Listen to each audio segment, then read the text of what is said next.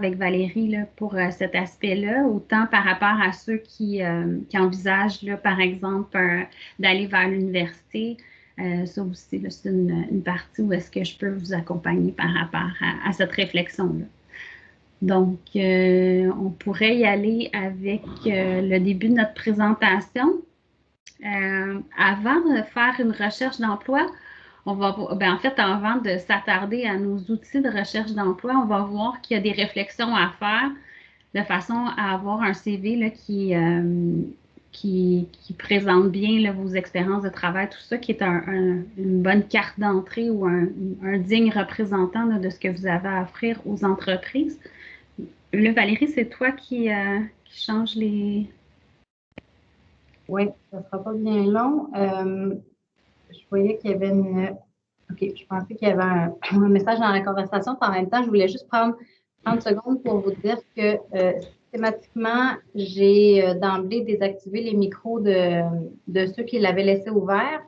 Donc, on vous invite à le garder fermé pour éviter les bruits ambiants, mais encore une fois, vous êtes tout à fait là, les bienvenus si vous avez une question en cours de présentation ou s'il y a quoi que ce soit. Puis sinon, vous pouvez également indiquer des commentaires ou des questions dans la conversation. On va assurer quand même une vigie à ce niveau-là, puis on pourra nous les relayer dans la présentation si vous n'êtes pas à l'aise de prendre la parole. Donc, c'est juste ça que je voulais mentionner. Et ben, je vais prendre juste 30 secondes. Moi aussi, dans le fond, donc je suis, j'ai eu la même formation que Véronique en développement de carrière pour travailler en lien avec le placement, l'employabilité et tout ça. Donc, ça fait maintenant 3 ans que je suis à l'ENA au service des stages et du placement. Et puis, donc voilà, je m'occupe là, entre autres, des stages en alternance, travail études, mais également de tout ce qui concerne vous, ben, les finissants, faire un peu le lien entre vous et l'industrie, puis organiser des ateliers ou des activités, événements là, comme la journée carrière, les visites en entreprise qui ont normalement lieu en janvier pour ceux qui auraient participé. Donc, on est là pour vous accompagner là, dans votre transition vers l'industrie et même après, une fois diplômé, vous pouvez encore vous référer à nous là, pour tout ce qui est CV, conseil et voilà. Alors, on commence donc la présentation. Fait que je le mets sur le plan de la rencontre pour commencer. Parfait. Voilà. Donc, on peut, un peu comme vous avez pu le voir, là, on vous a sondé par rapport au curriculum vitae, la lettre de présentation, l'entrevue. Donc, c'est des sujets qu'on va aborder avec vous. On a pris le temps aussi de tenir compte de la situation actuelle et de voir par rapport aux entrevues en mode virtuel. Donc, c'est un sujet là, qu'on aborde de façon plus précise. Démystifier les questions en entrevue. Bon, on peut, des fois, on a entendu parler ou on a regardé des documents là, qui suggèrent des questions qui sont posées en entrevue, puis des fois, on peut se demander là, qu'est-ce que ça serait quoi une bonne réponse à ces questions-là. Donc, on va vous amener peut-être pas tant à trouver la bonne réponse parce que ça, je vous dirais que c'est plus du cas par cas. Ça va dépendre vraiment de votre situation.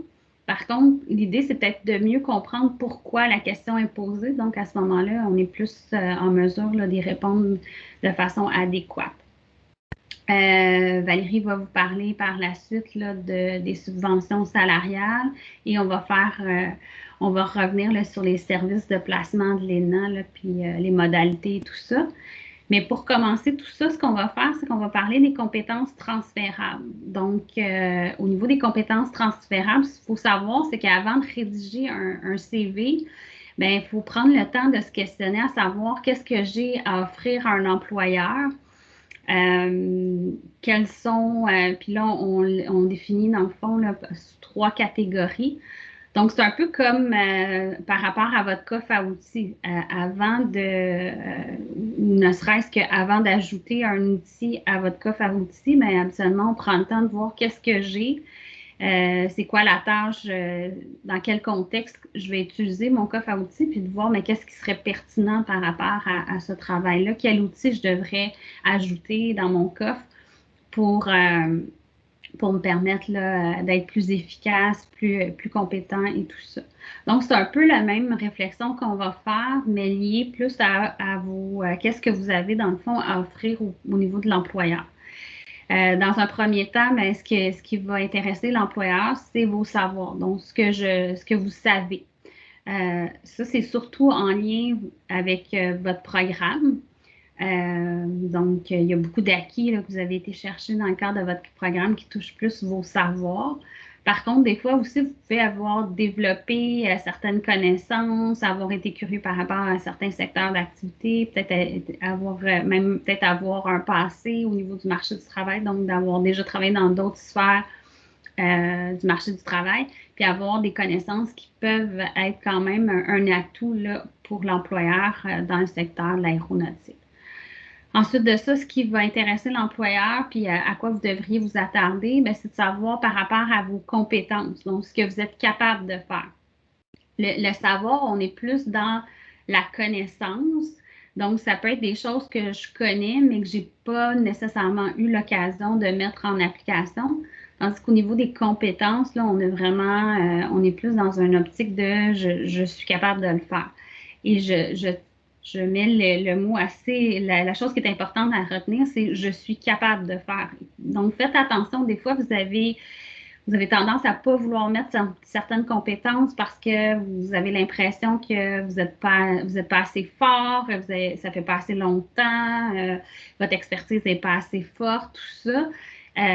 L'objectif, l'employeur, lui, veut savoir demain matin, je t'embauche, qu'est-ce que tu es capable de faire, mais de valider jusqu'à est-ce que vous êtes un expert, est-ce que vous êtes novice. Ça, c'est dans un autre contexte que l'employeur devrait être en mesure d'aller valider votre niveau de compétence. Donc, on ne devrait pas s'attarder seulement à des compétences qu'on maîtrise. Donc, soyez vigilants, ne soyez pas votre propre ennemi là, au niveau de la recherche d'emploi, dans la mesure à ne pas vouloir mettre certaines informations là, parce que vous avez des craintes là, par rapport à comment ça pourrait être perçu par l'employeur. C'est à l'employeur à aller valider votre niveau de compétence. Il y a les aptitudes aussi qui sont drôlement intéressantes. Donc, par exemple, j'ai une certaine facilité à travailler de façon manuelle. Ça peut être par rapport à ça. Donc, ça aussi, là, c'est des aspects qui sont à prendre en considération au niveau de la rédaction de la lettre de présentation. Là, il y a Abdallah qui avait une question. Oui, j'ai une question par rapport, vous dites de mettre toutes les compétences, mais il y a certains employeurs, quand tu fais beaucoup de choses, ils croient qu'une fois, quand ils vont t'embaucher, tu ne vas pas durer avec eux. Bien, il faut être stratégique dans les compétences. Moi, en fait, c'est plus l'inverse que je veux faire attention.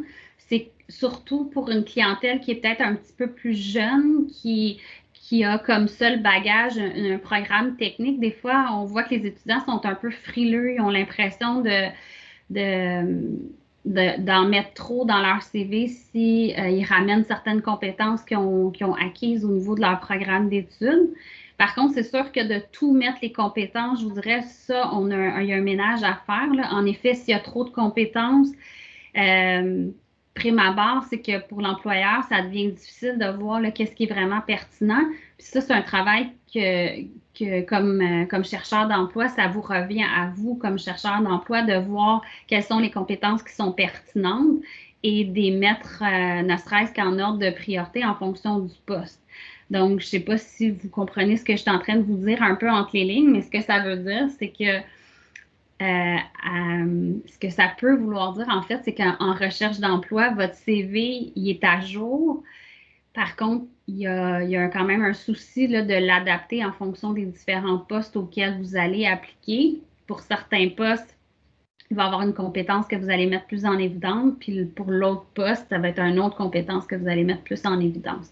Donc, le CV demande d'être actualisé en fonction de l'offre d'emploi de façon à vraiment donner l'information juste, là, ou en tout cas déjà de faire une démarche, là, de dire, je suis conscient à partir de l'offre d'emploi, je vois un peu ce que vous recherchez et moi, je vais venir mettre, dans le fond, ce qui fait du sens avec votre offre d'emploi là, à ce niveau-là.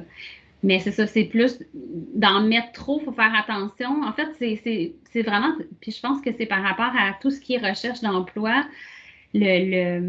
L'objectif ou le défi, c'est d'essayer de trouver un certain équilibre, là. Pas trop, pas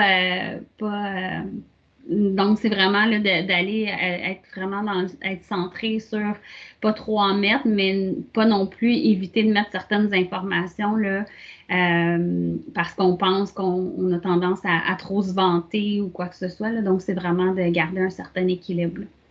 Est-ce que ça répond à votre question? Oui, merci. Ça fait plaisir. Je vais enchaîner. Là, on a plus parlé des compétences, des aptitudes. Ensuite, le dernier savoir, c'est le savoir-être. Je vous dirais que c'est peut-être le savoir qu'on prend peut-être plus à la légère et pourtant qui a quand même son lot d'importance. Donc, par savoir-être, ce que je veux dire, c'est l'attitude de l'employé, les caractéristiques personnelles de cet employé-là. Donc, qu'est-ce qui le définit comme humain, là, au-delà de sa profession, les valeurs que cette personne-là peut avoir. Je vous dirais que dans une situation où est-ce qu'un employeur a des candidats avec un niveau de compétence similaire, ben souvent c'est basé sur le savoir-être qui vont être en mesure d'aller chercher le candidat qu'ils vont prioriser par rapport au poste qui est à pourvoir. Donc c'est ça, c'est un peu ça. C'est, dans le fond, au niveau de la lettre de présentation, on va le voir un peu, parce que c'est souvent au niveau de la lettre de présentation là, qu'on va plus apporter des nuances sur notre personnalité, tout ça. Par rapport au CV, ça pourrait être dans une section comme loisirs, qui là, pourrait traduire un peu, là, si j'ai un côté artistique, ben, à ce moment-là, mes loisirs pourraient être plus de type artistique. Si je suis plus une personne manuelle, à ce moment-là, euh, en fond, mes intérêts pourraient être plus centrés sur la mécanique auto, un projet de restauration d'un véhicule ou des trucs comme ça. Mais en même temps, ça donne de l'information là, pour l'employeur par rapport au candidat. Je voudrais que c'est quelque chose aussi qui peut aider au niveau de l'entrevue éventuellement. Donc, d'amener la personne par rapport à ses intérêts pour l'amener à parler d'elle. Donc, ça aussi, là, c'est quelque chose qui est important à prendre conscience, à s'attarder pour être mieux préparé au niveau de la recherche d'emploi. Et tout ça, ben, dans le fond, ça se développe avec le temps. Donc, ça aussi, c'est peut-être un questionnement que vous allez devoir faire de façon cyclique, là. Entre autres, là, bon, là, vous êtes possiblement en recherche d'emploi, vous allez avoir un emploi. Dans cet emploi-là, vous allez ajouter des savoirs, des savoir-faire. Peut-être que vous allez apprendre à vous connaître dans un autre rôle avec découvrir des nouvelles facettes de votre personnalité, tout ça. Donc, cette réflexion-là, on a comme besoin de la faire là, tout au long de notre vie, là. Donc, c'est un début, mais ce n'est pas une fin par rapport à ça. Donc, je continuerai avec l'autre acétate. Donc, organisez votre coffre à outils. Donc là, on a pris le temps, puis c'est un peu de ça qu'on parlait tantôt, là, on a pris le temps de voir, bon, ben si je fais mon inventaire de mon coffre à outils, qu'est-ce que j'ai? Puis là, on va y aller aussi par rapport à prendre le temps de réfléchir là, sur les occasions que vous avez eues jusqu'à présent. Donc, au niveau des qualités personnelles, mais c'est peut-être de voir, même des fois, si vous êtes moins à l'aise, vous avez plus de difficultés à identifier vos qualités personnelles, ça, c'est une question que vous pouvez aborder aussi avec les gens de votre entourage, des anciens collègues de travail, que ce soit même au niveau du travail rémunéré ou des collègues qu'on a eus en classe, de voir un peu leur perception à eux de quel genre de personne vous êtes, quel genre de qualité vous pouvez avoir, c'est quoi vos forces et tout ça. Donc, ça, c'est quelque chose là, qui peut être très enrichissant là, comme réflexion. Au niveau des expériences de travail, mais c'est de voir bien, quelles sont mes expériences de travail et de voir mais qu'est-ce que j'ai été chercher, encore une fois, comme connaissance, comme compétence. Et puis même par rapport à vos traits de personnalité, tout ça. Et probablement que c'est là que vous allez être en mesure de voir est-ce que dans une expérience qui, à proprement dit, au départ, n'a rien à voir avec l'aérospatiale, est-ce que je pourrais trouver une façon là, de démontrer que cette expérience-là fait que je suis un meilleur employé au niveau du marché du travail, par exemple, par rapport à l'aéronautique. Puis là, le lien que je pourrais faire, c'est j'ai travaillé en restauration, mais la restauration, c'est sous pression. Donc, de démontrer, habituellement aussi au niveau de la restauration, il faut bien gérer ses priorités parce que sinon, on n'arrivera probablement pas, ou en tout cas, on va vivre des difficultés pour avoir des gens qui ne sont pas satisfaits, tout ça. Donc, c'est des types de compétences qu'on peut aller rechercher, puis des fois auxquelles on peut donner un sens, mais dans un autre contexte. Donc, ça, c'est important de faire cette réflexion-là. Pas sous-estimer le bénévolat. Donc, si vous avez fait du bénévolat, des fois, il y a des gens qui font, ben oui, mais je n'étais même pas payé. Comme si, des fois, les gens attribuent une valeur moindre à une expérience parce qu'elle est bénévole. Je vous dirais que ce n'est pas nécessairement le cas. Par contre, il faut juste faire attention au niveau du type de bénévolat. Des fois, si ça vient jouer plus par rapport à la religion ou des fois plus par rapport à la politique, il faut juste peut-être faire attention là, à ce niveau-là. Mais sinon, au niveau du bénévolat, c'est quelque chose, des fois, ça peut montrer votre leadership, votre capacité à prendre des initiatives, des choses comme ça. Donc, il y a quand même des éléments là, que vous pouvez aller chercher par rapport à ça. Au niveau des stages, ça aussi, c'est super pertinent. Là, au niveau des stages, ceux qui ont fait la TE particulièrement, là, il y a des choses à aller chercher. Donc, prendre le temps de voir quelles sont les compétences que j'ai mis de l'avant davantage par rapport à mes stages, tout ça. Par rapport aux études. Donc, puis là, si jamais il y en a qui ont des cheminements atypiques, donc pas un cheminement de dire j'ai fait mon secondaire, puis après ça, je rentrais à l'ENA, puis là, je diplôme 3 ans plus tard. Là, mais si jamais vous avez touché à d'autres programmes, il y a peut-être des compétences là, que vous pouvez faire ressortir de ces autres expériences scolaires-là. Implication. À l'ENA, ça prend encore ça donne encore plus sens. Là, ceux qui auraient été impliqués dans des projets comme Mini-Baja, des trucs comme ça aussi, c'est quelque chose que vous pouvez mettre de l'avant. Souvent, vous développez des belles compétences dans ces programmes-là, dans ces activités-là, ne serait-ce qu'au niveau de la communication. Ça aussi, c'est quelque chose des fois, on a tendance à mettre de côté, mais ça reste qu'au niveau de la communication, c'est souvent quelque chose qui est intéressant, que l'employeur va prendre en considération, là, votre capacité à communiquer avec les autres, tout ça. Les langues, si jamais vous maîtrisez plus qu'une langue, ça peut être pertinent d'en prendre connaissance et d'en parler. Donc, tout ça, dans le fond, c'est de voir, bon, il y a des choses qui sont étroitement liées, comme par exemple, si j'ai été impliquée dans une activité parascolaire à l'ENA, mais là, le lien est peut-être plus facile à faire. Mais si jamais c'est une implication qui touche plus la musique ou des choses comme ça démontre quand même que vous êtes capable de vous impliquer, que vous avez un certain sentiment d'appartenance par rapport à l'ENA, puis on peut penser que ça, c'est quelque chose qu'on peut reproduire au niveau du marché du travail. Donc, c'est quand même des aspects là, que les employeurs pour lesquels les employeurs vont avoir de l'intérêt. Donc, en gros, je vous dirais que ça sera un peu ça. Ajouter peut-être juste un petit point, là. On peut aussi faire beaucoup de liens, là. Il y en a beaucoup qu'on remarque qui ont fait partie des cadets ou des associations sportives. Donc, ça, il y a plein de liens à faire là, avec ces implications-là. Fait que c'est important. Puis ça démontre aussi, quand on parlait du savoir-être, là, en lien avec vos valeurs, vos croyances, un peu qui vous êtes, ben, l'employeur a beaucoup d'informations là, quand vous mettez des implications comme ça sociales que vous avez. Voilà. Donc là, on a un peu mis la table au niveau de la rédaction du CV. Parce qu'à partir du moment où est-ce qu'on a commencé la réflexion qu'on vient de vous proposer, on va être plus en mesure de voir les éléments qu'on veut vraiment plus mettre de l'avant au niveau du curriculum vitae, tout ça. Donc, c'est un peu ça. Là, on va vous proposer un modèle de CV. En fait, c'est un CV qu'on appelle par compétence parce que si vous remarquez, là, on a, comme la plupart des CV, on a le nom de la personne, Bon, dans le contexte ici, on a décidé de mettre l'adresse, le candidat a décidé de mettre son adresse ainsi que son numéro de téléphone et son adresse courriel. Ça, je vous dirais que c'est vraiment à votre guise. Par contre, il faut quand même avoir là, des façons là, de pouvoir vous rejoindre, tout ça.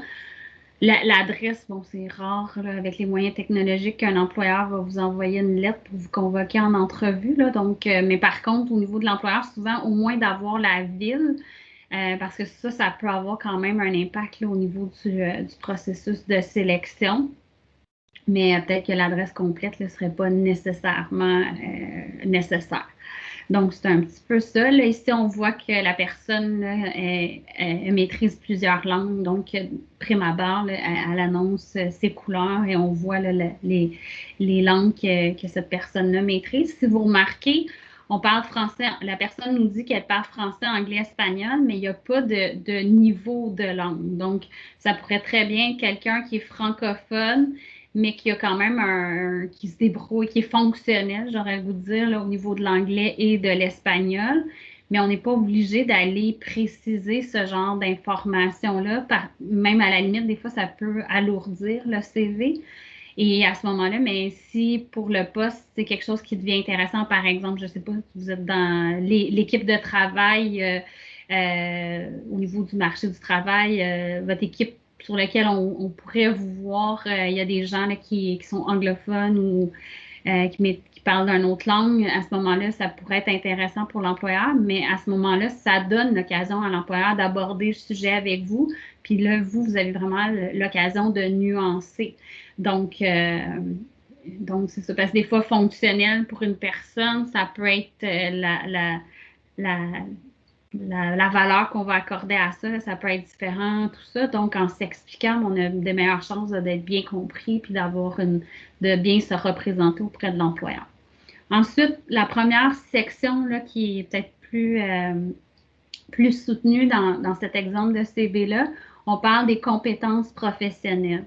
Donc, en fait, ce qu'on a pour la rédaction de ce CV-là, ce qu'on a fait, c'est on part souvent au niveau des plans de cours. Vous avez des compétences. Les programmes au niveau collégial sont orientés en fonction de compétences à aller chercher. Et donc, vous avez là, à travers vos plans de cours là, la possibilité d'aller chercher les compétences qui étaient visées par vos cours et de voir avec lesquelles vous êtes plus à l'aise ou quelles compétences qui font plus de sens par rapport à l'emploi sur lequel vous postulez. Faut faire attention, il ne faut pas que la liste de compétences soit trop longue parce que ça peut sembler un peu aride là, pour l'employeur au niveau pour en prendre connaissance. Si jamais vous avez plusieurs compétences à mettre, à ce moment-là, souvent, ce qu'on va suggérer, c'est d'amener des catégories. Donc, d'avoir une catégorie, quelques compétences, une autre catégorie, quelques compétences. Souvent, dans des situations où est-ce qu'on a des catégories, à ce moment-là, quand on vient pour appliquer, bien, on va pouvoir jouer avec les catégories de compétences et mettre la catégorie qui est plus en lien avec le poste en premier, puis peut-être celle qui est peut-être un peu moins en lien avec le poste, la mettre un petit peu plus vers la fin. Donc, à ce moment-là, pour l'employeur, c'est plus facile là, de repérer l'information qui va être intéressante en prévision de l'embauche. Est-ce que vous avez... Là, juste donner peut-être un exemple concret, qu'est-ce que ça pourrait être, par exemple, des champs de compétences ou des catégories. Je prends exemple dans le programme plus TGA, génie aérospatial, ça pourrait être exemple une catégorie usinage, les compétences que vous maîtrisez en lien avec l'usinage.